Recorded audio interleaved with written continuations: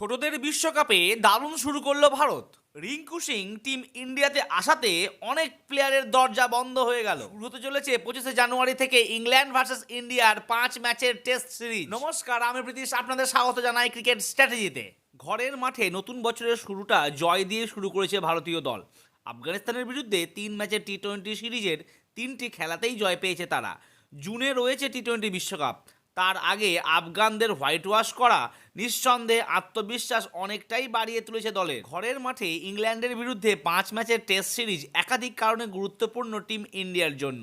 লাল বলের ফরম্যাটে ঝোড়ো ক্রিকেট খেলে গত কয়েক মাসে তাক লাগিয়ে দিয়েছে ইংল্যান্ড। বেন স্টোকসের দলের সেই বাজবল ভারত সামাল দিতে পারে কিনা তা দেখে নেওয়া যাবে এই সিরিজে। একই সঙ্গে টানা তৃতীয়বার বিশ্ব টেস্ট চ্যাম্পিয়নশিপের ফাইনালে পা রাখার রাস্তা সাফ করতে হলেও ইংল্যান্ডের বিপক্ষে জয় চাই টিম ইন্ডিয়ার।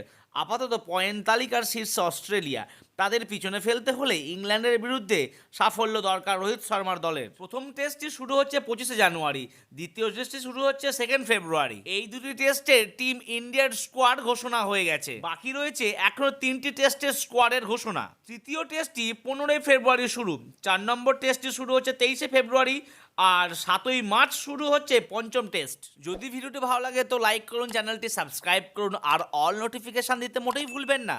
ছোটদের বিশ্বকাপ হলে কি হবে, উত্তেজনার কম নেই এক ফোঁটাও।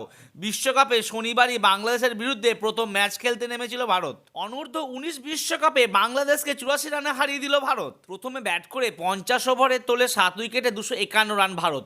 ভারতের রান তাড়া করতে নেমে বাংলাদেশ পুরো 50 ওভার ব্যাট করতেই পারেনি।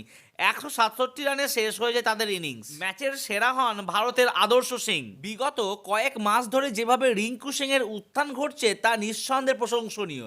দীর্ঘদিন ধরে নিজের পারফরমেন্স ধরে রেখেছেন তিনি।